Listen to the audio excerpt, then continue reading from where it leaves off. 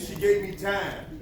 And I don't know how you do that. You know, you could talk about our story for years and still don't come up with really what's going on with all those thousands and thousands of different cultures and languages on the continent. We come from the baddest of the bad. Yeah. Dr. Wilson said this thing.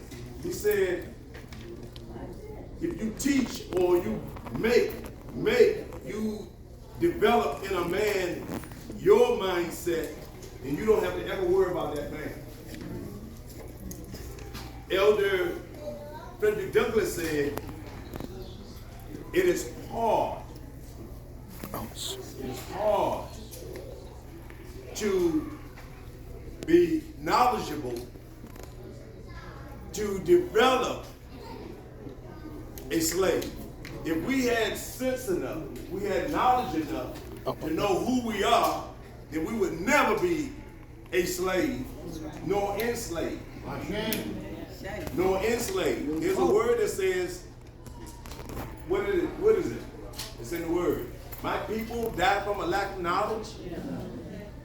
That means we don't know who we are. So I was thinking today what to speak about when you talk about Black history or our story. Not his story, but our story. And I think about our youth. And with our children, when you say our story or Black history, the first thing comes to their mind is what? What? Slavery. Slavery. That's the first thing that comes to their mind. And they don't even want to talk about that anymore because it's humiliating, it's painful, and it makes one angry. Yeah. Even adults. But our story don't begin on the shores of America. Our beginnings start right here. And I'm talking about thousands and thousands and thousands of years before the Bible was written. So there was our story long before then. Yeah. So I thought about that thing, Lord, what to give? And it started here, right across the street. And I heard a couple of people when we were coming in, didn't know where the place was, or this place, know what it represents. Some had never been in here. And they don't know what, anybody know what Little England Chapel was about? Because this is an extension of across the street. And they say that this is the cultural center. Not. It's not. It doesn't prepare our children in oddness and oddness to be able to deal with what's out there. What's out there? I did a piece with the graduate students of Hampton University last week, the psychology majors. And their topic was decolonizing psychology. I said, what? They should have been doing this hundreds of years ago. Because they've been teaching our people who have mental distress and are going through mental challenges. Yeah. They've been dealing with them on a European scale. It won't work for us. Bring it on. And then we can't understand why we still do what we do and why we act like we act. If somebody teach us, that place, Little England Chapel, was started by a man called George Rowe. And he had 3 black kids in his home doing Bible study. And then, because our people were so hungry to learn, he became overwhelmed because they had over 600 kids. So he had to move into a bigger place, which a guy named Daniel Cock had owned this property. And he allowed them to build Little England Chapel for teaching. And not that our people were ignorant, which many thought we were.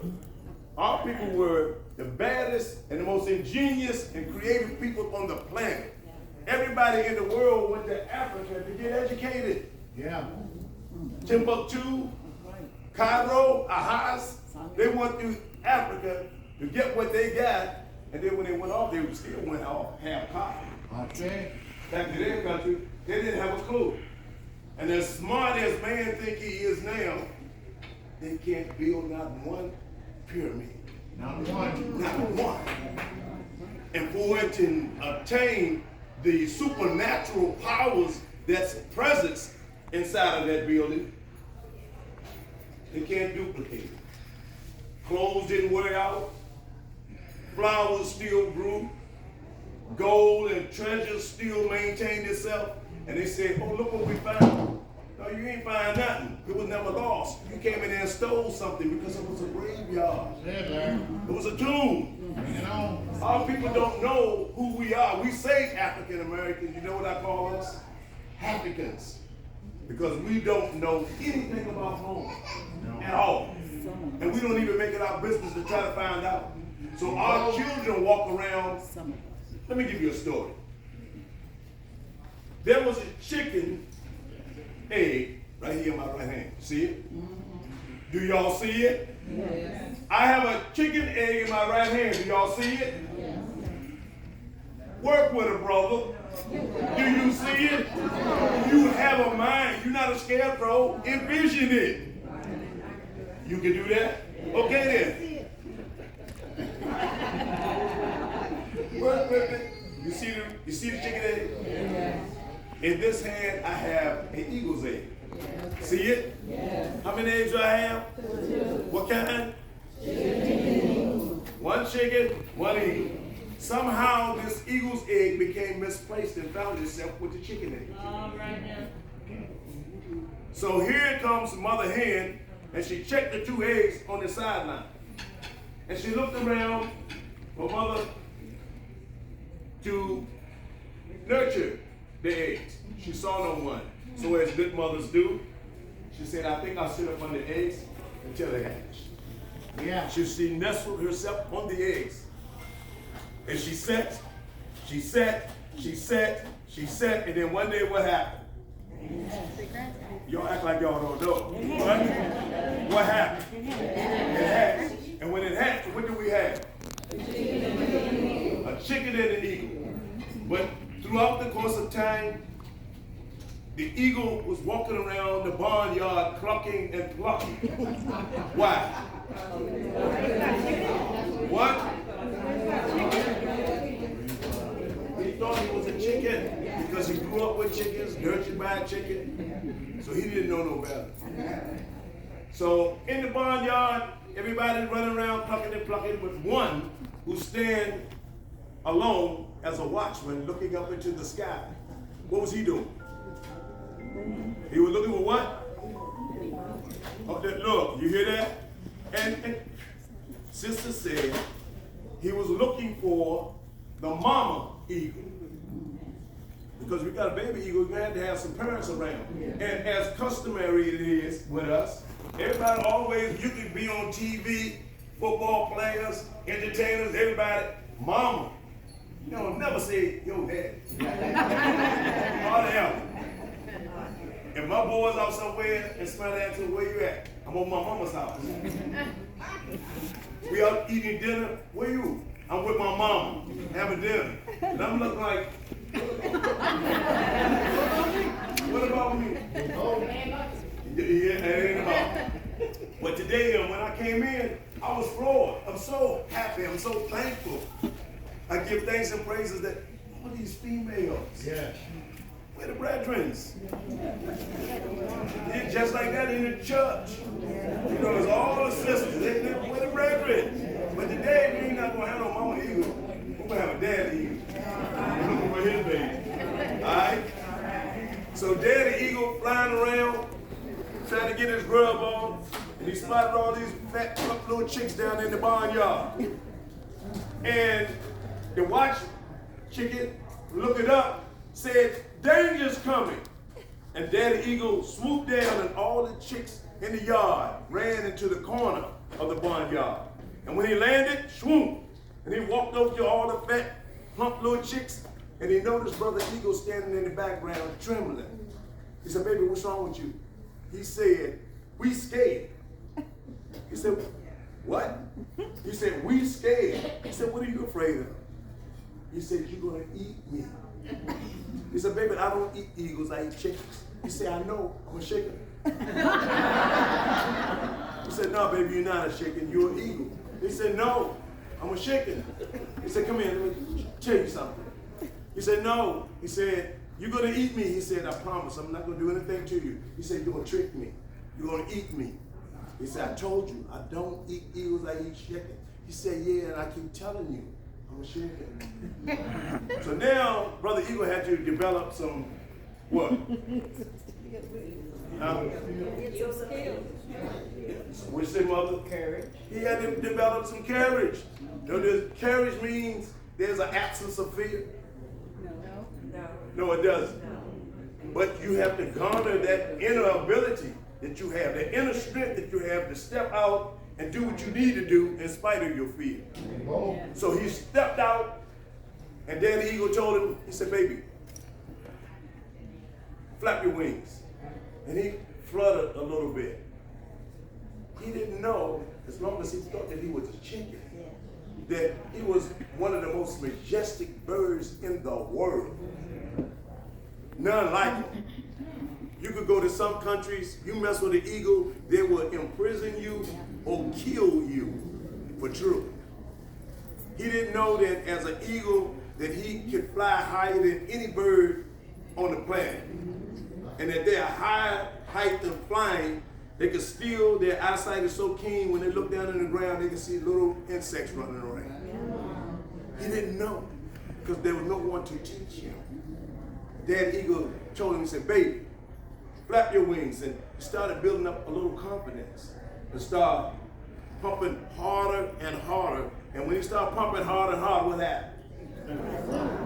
There's an African proverb that says, for us to jump for the moon, you may not reach the moon, but at least you'll be off the ground. He told him, come, let's fly up out of here. And he flew away. That was talking about us as a people. We will never know how to fly if we're not told it or taught it. We don't do it.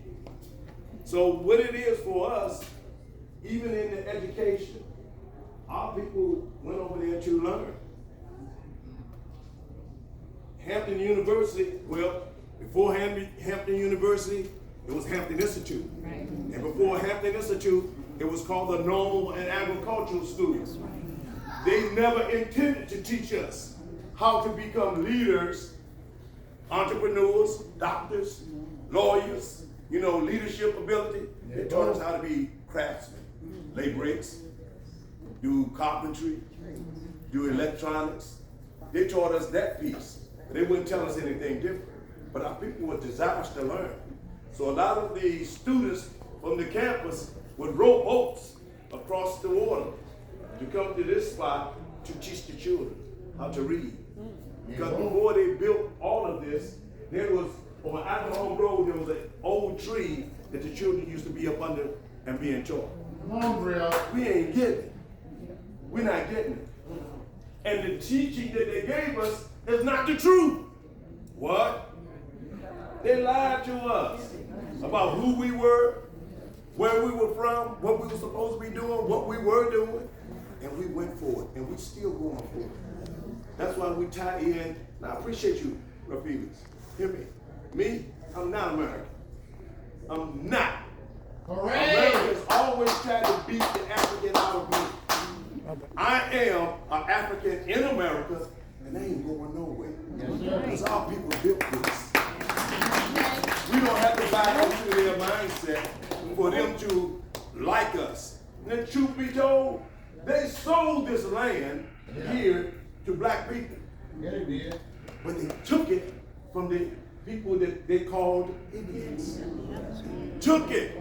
They passed a law, the Indian Removal Act. They beat them down and kicked them out. But then they had the audacity to sell it to us. And we went for it. I'm telling you, I can't tell you about our story because you can't start our story in the middle from slavery to now. If you don't go back to home to tell the whole beginnings, then don't tell the story. Well, I ain't gonna say that. because we ain't been telling the story. Our children will tell you, when we share some things, some truths, and words say the truth shall set you free. When we tell the whole story, our babies are sitting up listening. They never taught us that in school. They never will. That's critical race theory. Yes. That's banning the books. They don't want you to really know who you are, because now you become in competition with them. When my parents and older teachers used to tell me, or tell the children, y'all have to do doubly more than white people to prove yourselves worthy.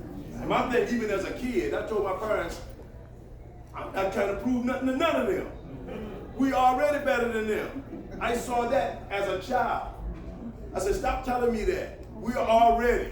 We got secondhand books. By the time we got books in the school, that label that they put inside of it for you to put your name in for the students, it was filled up to the brim.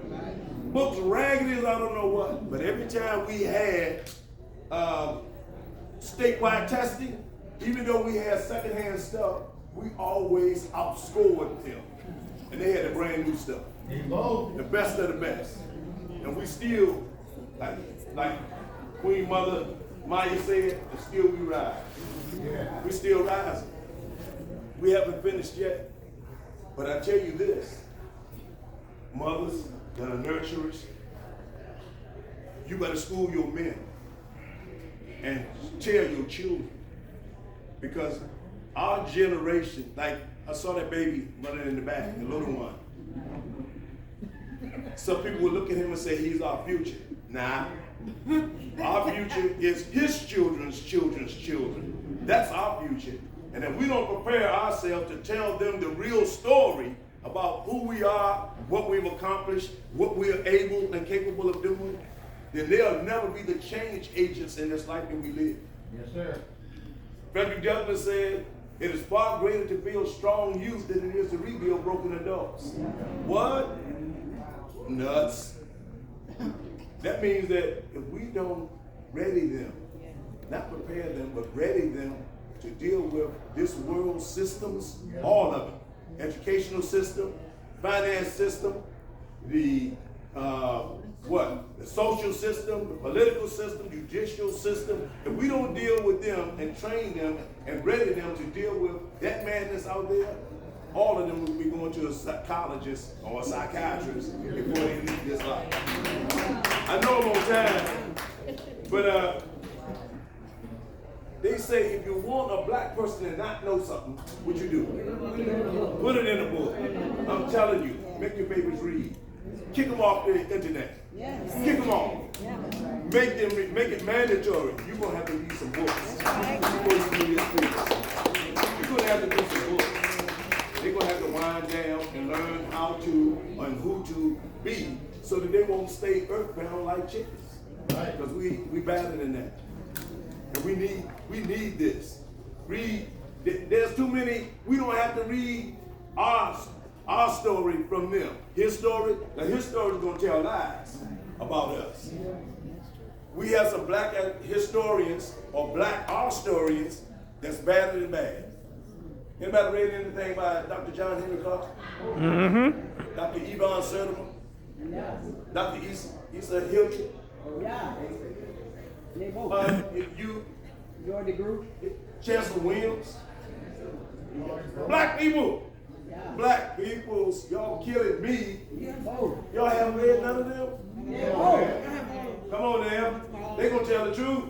And you need this. We need this. There's too many books and too many people that are willing to have real heart-to-heart conversations about who we are as a people. Yeah. Because we're missing it. We're walking around thinking that we them. And what them is doing is killing them. And if it's killing them and we emulating or indoctrinated by them and do what they do, then it's going to kill us. Yeah. So, like I said, all the schools of higher learning that we go to now that we deal with, it was not intended for us to become knowledgeable about living life here. So, stop playing. Let's get this. We need it. It's important.